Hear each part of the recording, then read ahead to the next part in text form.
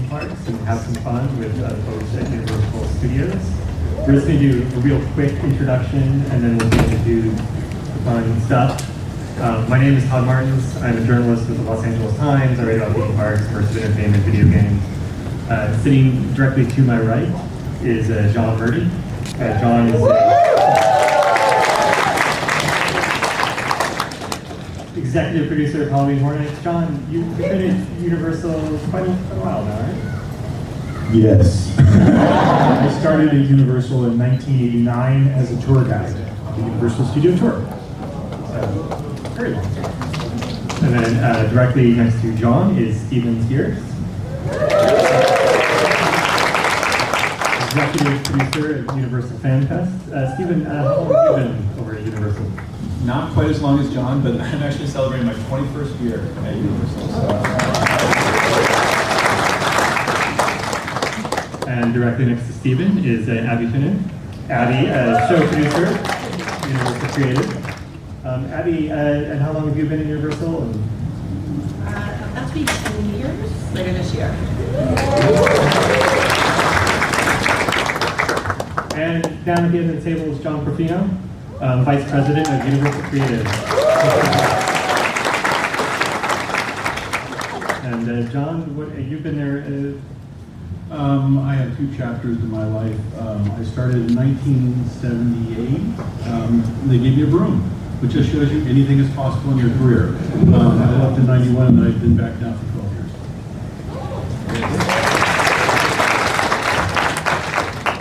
So collectively, the panel here works on all sort of different aspects of Universal.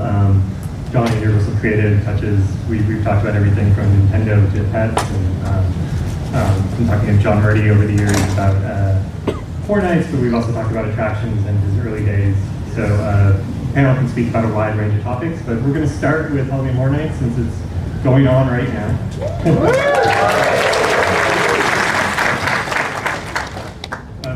John, you've been closely involved with Halloween Horror Nights since 2006 with the West Coast, but it was already sort of running in Florida. Yeah.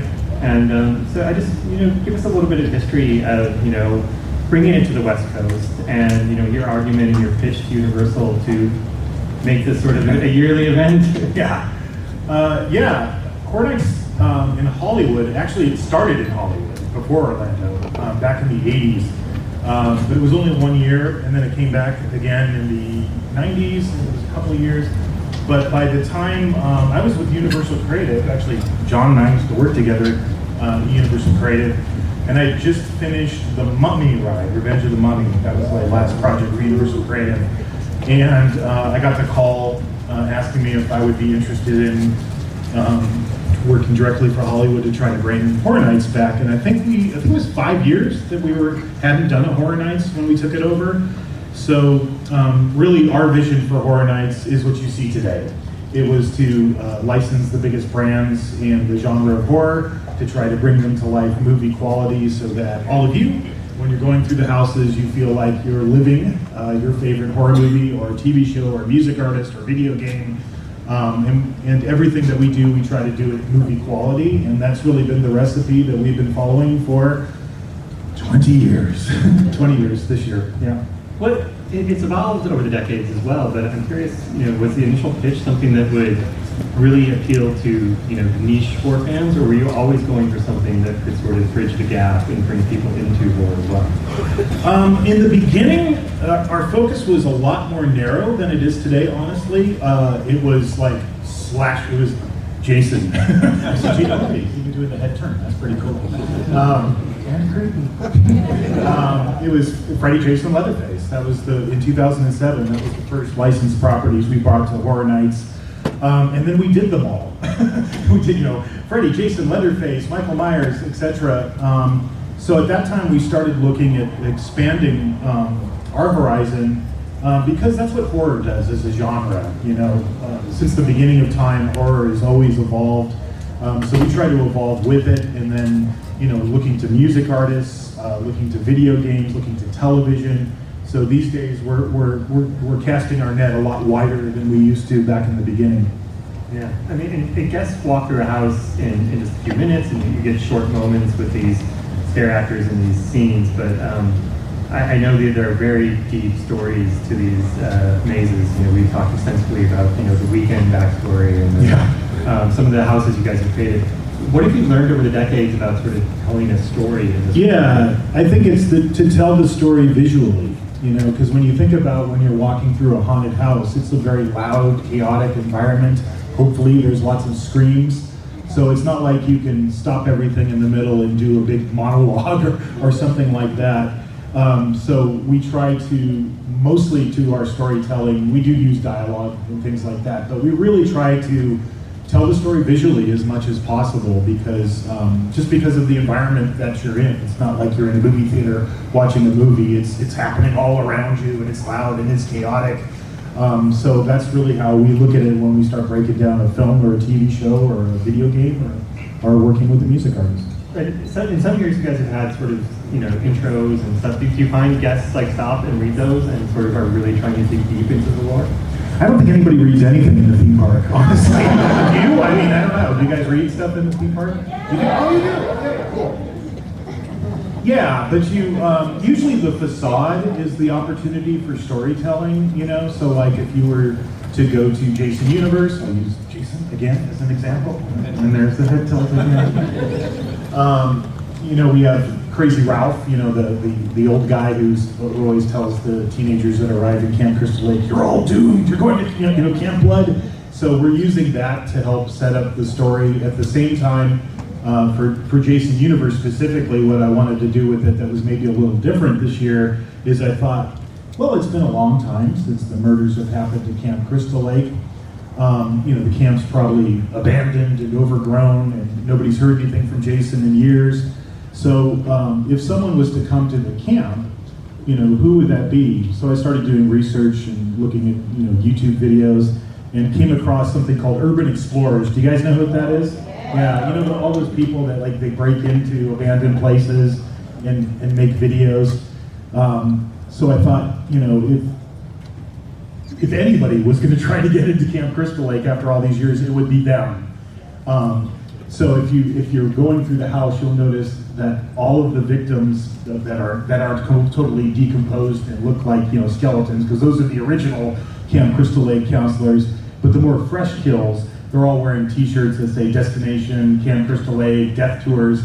So they're their own little group of urban explorers that have done this expedition that have gone to Camp Crystal Lake. So you see their detritus that's been left behind. So their video tablets, and it's kind of going all through the house. So we use those two things at the beginning of the facade just to kind of set up the story. Because I thought if Jason was going to kill anybody today, it would probably be influencers.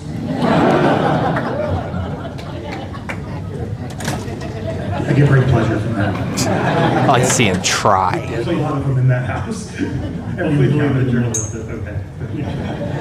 You're next. We talked eloquently over the years about sort of the various way horror has changed and the way Halloween Horror Nights reflects that. You know, you've had The Last of Us in there, you've had us in there. And then, you know, this year you have Terrifier, which is a very popular maze from going through. There he is, too. He's right there. Everywhere I go. So talk about that film in particular, because that film is, you know, it's a sort of an intense, gory film. So what made it... Sort of? Very much an intense, gory film, yeah. So what made it right for Halloween Horror Nights? Yeah, you know, honestly, like what I'm doing now, like when I'm wandering around the park, is I'm looking at all of you and I'm looking at what you're wearing and what's on your t-shirts. And that's kind of how we came across Terrifier. So, you know, when the first film came out, and I, you know, working with Damien and Phil who created the film, you know, it's kind of mind-blowing to think that, I think the producer Phil told me they spent $40,000 all in on the first Terrifier movie, which I don't even know how you make a movie for that. It's incredible. But it was a micro-budget horror movie. And there's so many movies like that just kind of come and go, but something about art stuck. And that year, I started noticing people wearing Terrifier t-shirts, and I was like, huh, something's going on. By the time Terrifier 2 came out, I saw a lot of people wearing Terrifier t-shirts, and that's right around the time we contacted them and started making the deal. And kind of what I told Damien in terms of how I see art is, you know, I grew up in the 1980s, so that would be like high school, college. So we were going to see Halloween movies. We were going to see Texas Chainsaw Massacre movies, Friday the 13th movies. It was kind of the golden age of the slasher, right? But as you mentioned, you know, horror, the genre continues to evolve. So, you know, when Blair Witch Project came out, right? What happened in the horror industry? Everybody started doing found footage movies, right? There was just a whole slew of them. And then like Paranormal Activity comes out, which is kind of part of that. But it's getting into the paranormal, and then suddenly there's Insidious, and there's The Conjuring. And so horror always does this, and it has since the beginning of time. If you go back to the 1950s, you know, horror kind of always taps into the existential threat of its time. So in the 50s, during the Cold War, when it was, you know, fear of nuclear obliteration, what were the horror movies? It was Godzilla and giant atomic mutated insects. But what was missing in the genre of horror, as it kind of was going through its found footage and its paranormal era, is kind of the slasher icon kind of got left behind, didn't it? You probably have to go back to Ghostface, you know, Chucky. So it's kind of like the 90s where that kind of started tapering off. And it was like 2 decades before a new icon came along, and I absolutely think that's Art the Clown, right? Something about the character, and I talked a lot with Damien about this. You know, part of it is that he doesn't talk. You know, part of it is that there's a sense of fun to him, even while he's doing the most outrageous, violent things. But with fans, and you could tell right away, because by the time you got to the second movie, you started seeing art pops. You know, you started seeing more merchandise in stores. And that was the moment, you know, right after the second movie where we were like, we got to do Terrifier. And we were working on that house, but the third movie hadn't come out yet. So I live in Ireland most of the time, and it was like a Tuesday night, and I was like, I gotta go see Terrifier. The only way for me to see this is to go to the movie theater and see it. So I went online, and I was like, oh, I'll book a ticket. Do I need to? It's a Tuesday night, you know? And there was one seat left on a Tuesday night at like 9 o'clock, and I was like, okay, this is gonna be big. And sure enough, when the third movie came up, that's when it really crossed over and kind of went mainstream and took down, you know, the second Joker movie in its opening weekend at the box office. So it seemed like the time was right for a new slasher icon, and just based on what I see in the park, yeah, it works. Yeah, I've been to Halloween Horror Nights this year to bring a house together. Yeah, I always say like doing a season of Horror Nights is like doing 8 movies at the same time from a production standpoint, because that's what it's really like. But for us, like say this year, like 2025 in March, we would be, you know, obviously just about to start construction on all our houses, but at that moment we have to now switch our brains and go, okay, next year, and start thinking about the slate for 2026. And we do that with, you know, myself, Terry Garza in the front row here, my partner, longtime partner in marketing, our colleagues in Orlando, my kind of creative counterpart in Orlando, Mike Aiello, and their marketing people. And we're getting together as kind of a tight little group to start looking at, okay, what do we want to do next? And these days, it's a lot different than when we started. Like I said, our focus in the beginning was all like slashers, you know. So now we're kind of trying to check a lot of different boxes when we're putting together a slate. So, you know, we want to always try to do something that's contemporary, that represents the modern, you know, age of horror. That's you, sir, sitting in the back there, Art the Clown. You know, that represents that. We always like to do things, you know, we don't like to forget our roots of where we started with the kind of classic slasher characters. So that would be Jason, you, sir, sitting right there. We've gotten into video games, as you mentioned, with The Last of Us, and so Fallout represents, you know, that aspect of it. Obviously, what we're doing is based on the Amazon series, but that's heavily rooted in the video games. And then we like to do things that I call brand expanders. I like to think of horror, particularly today, the genre is pretty wide open. You know, with the advent of streaming, there's so much more content out there. So I like to take chances on things that you might not, on the surface, think of initially as horror. Like a good example of that would be The Weeknd, right? when Abel first called us and wanted to work with us on a house, you know, even my reaction, having only known the songs from, you know, driving my kids back and forth to school and hearing, you know, Blinding Lights on the radio or something like that, I didn't get it right away. I was like, huh, that's interesting. Why would he want to work with us? But then as you do your research and you dive in, you go, oh wow, there's really something here. So the example this year of that is the horrors of the Wyatt Six. Have you guys checked that out? Yeah. Is that a thumbs up? Yes? Yeah. Yeah, so like again, and that was brought to me by my colleague Mike Aiello, who knew Bray Wyatt. And when Bray was alive, he had multiple times said to Mike that he would love to have a house at Horror Nights. So that meant for me that I needed to, because I'm not a huge WWE guy. My dad used to take me to the Olympic Auditorium not too far from here. You know where that is? It's a church, I think now. But that's where wrestling used to be in the days of, ooh, it's gonna date me. Freddie Blassie, John Tolis, Mil Mascaras, Man Mountain Mike. But I used to see that in the early 70s, but I didn't really follow it. So I had to do a ton of research. But in the process of doing that research, what I really came away with is what an amazing talent Bray Wyatt was. And for anybody who doesn't know, he died in 2020, I believe. And his brother, who goes by the name Bo Dallas, carried on his legacy with the Wyatt Six. So to me, I wanted to make the horror movie that Bray never got the chance to make, or the haunted house. And as you go through that house, right as you exit, if you look, we did a little tribute. You know, there's a little image of Bray, and it just says "For Bray," because that's really what we wanted to do. We wanted to pay tribute to his great legacy.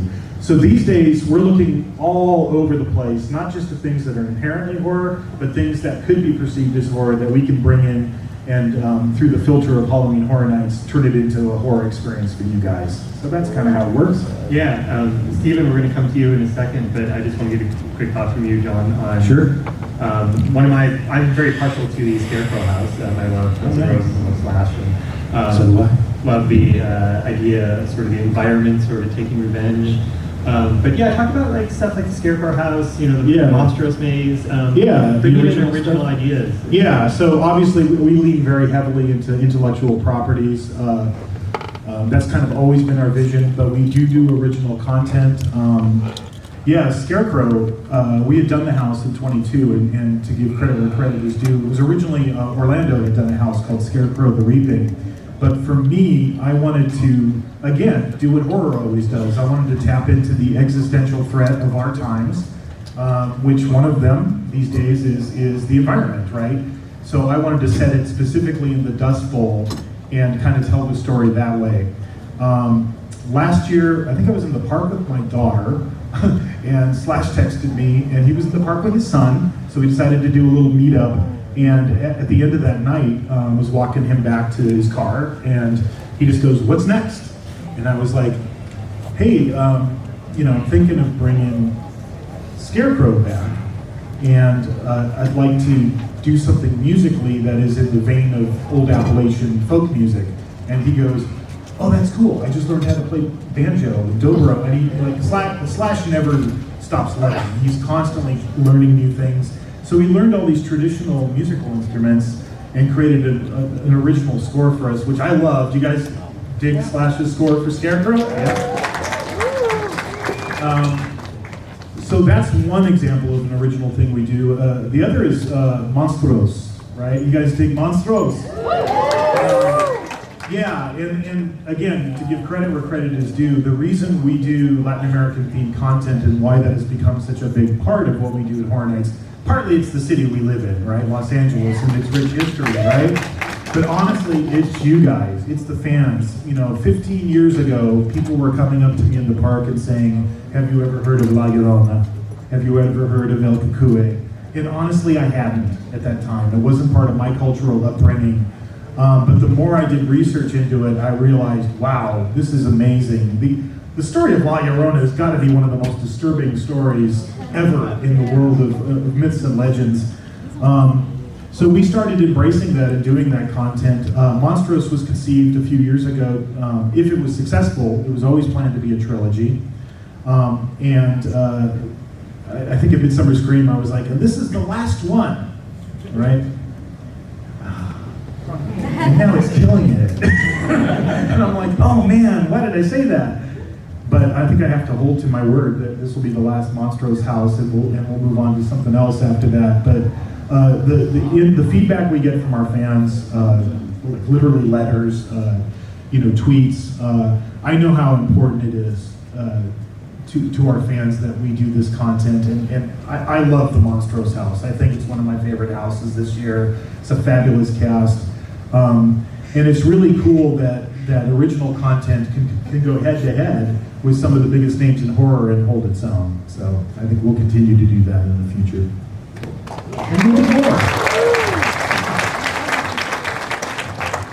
Thank you, John. Steven, you've been really closely involved with the theatrics at Universal Studios for your entire time there, and obviously you had this sort of quote unquote template of Halloween Horror Nights. But talk about the idea and the generating the concepts for FanFest and how you want to do something that maybe sort of fit in with what Universal was known for and was doing, but also deviated from it. Yeah, awesome. And firstly, how awesome is this right now? Thank you all for coming out to talk about it means so much to us, and we're so excited to share with you some of the behind the scenes and being up here with John, actually, to your question. FanFest Nights really builds upon the legacy of Halloween Horror Nights. So being able to drop our guests into these worlds and allow them to interact with them. And what we've done with FanFest is then being able to take that to the fandoms of sci-fi, fantasy, gaming, and anime. The fans wanted more, so we certainly wanted to give them more, which is really what was the cause and the reason for FanFest Nights. What I love about FanFest is, it took a sort of a different approach to these walkthrough attractions. So you talk about sort of these genres, maybe sort of why they necessitated a different approach to storytelling. Yeah, it was one of the first things we looked at is how are we going to allow our guests to be able to engage with these genres similarly but differently than Halloween Horror Nights. So we wanted to really establish that rhythm that Halloween Horror Nights has created, but create a new rhythm for FanFest Nights. So we created a story-based pulsed attraction. And what that allowed us to do is really allow our guests to be able to be that much more immersed into the environments, into the storytelling, be able to take them through a journey from start to finish, and you mentioned the word theater, really have a theatrical experience that had a strong beginning, middle, and end that was able to tell a story over the course of 10 to 12 minutes.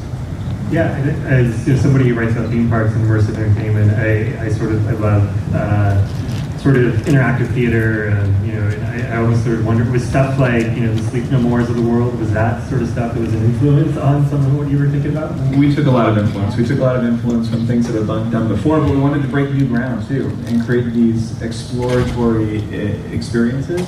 Really, when you look at things like we did with Back to the Future, Return to Hill Valley, I hope everyone got a chance to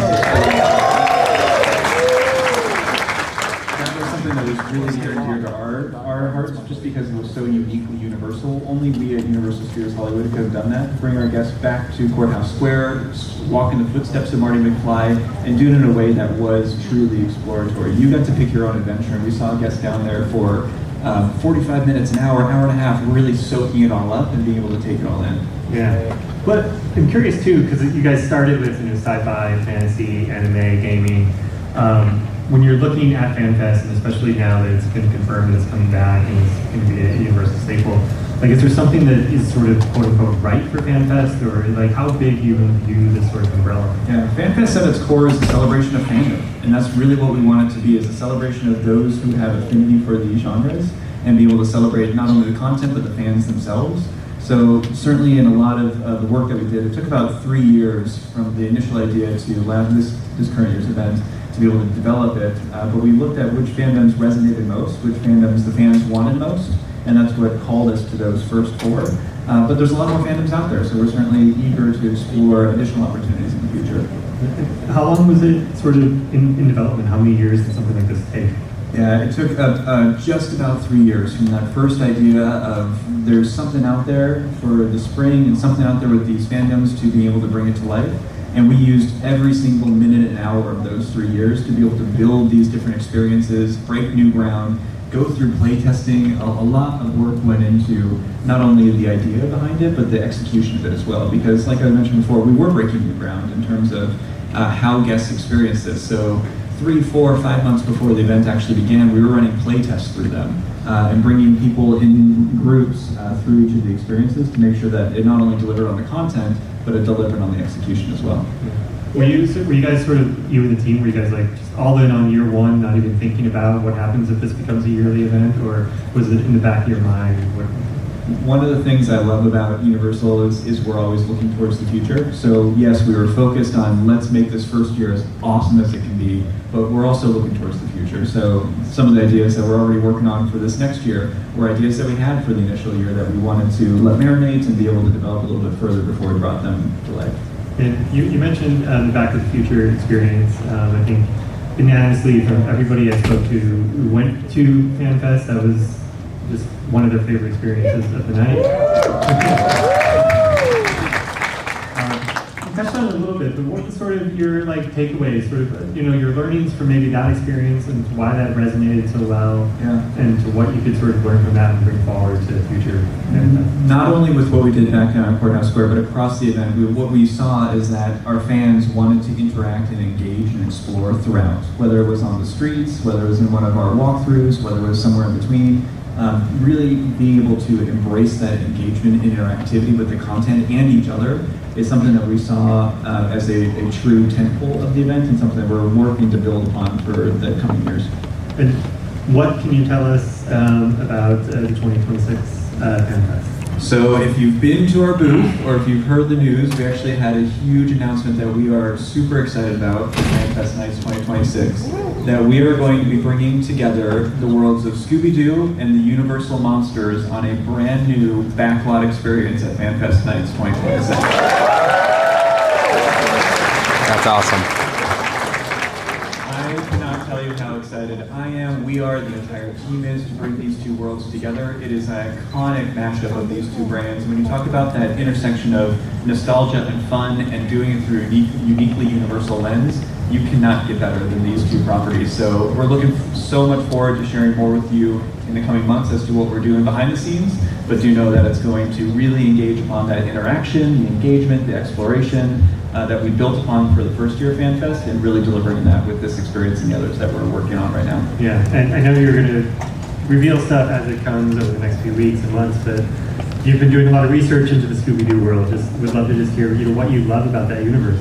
You know what's been really fun about Scooby Doo is being able to go back and rewatch all of those old episodes, and certainly one thing that it's known for are these types of interactions with other brands. So it's just such a perfect fit now bringing the Universal Monsters into it in terms of this activation and being able to relive some of those episodes. My son Noah's here and being able to watch some of them with him as well, and it's one of those multi-generational brands that just resonates with so many people. So being able to bring it to life is really exciting for us. Yeah.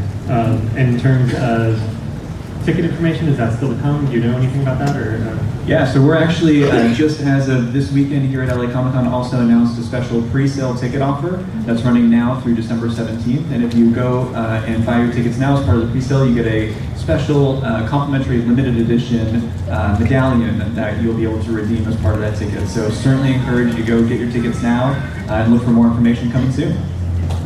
There we go. Mr. FanFest, do you take influence when you see something like FanFest? Yeah. Oh, yeah. Influence Halloween. Yeah, definitely. There's things we're doing this year that came directly out of the creative development of FanFest. I made them show me what they were thinking of for Scooby and the Monsters because I love that idea. I just think it's.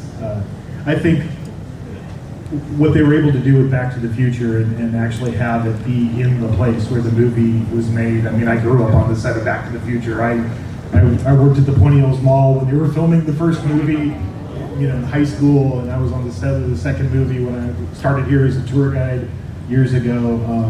I know for fans of that franchise and for all these other franchises, to be able to do it where it took place, where the movies are, that's so huge. But yeah, we're constantly talking with the teams and sharing information and things that they try at FanFest. We'll port over to Horror Nights and try them too.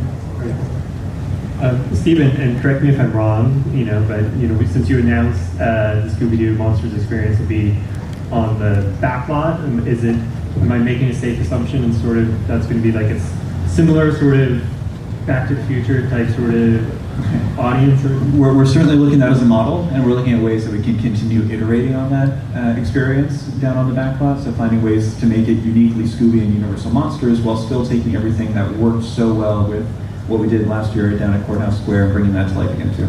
Gotcha. Thank you.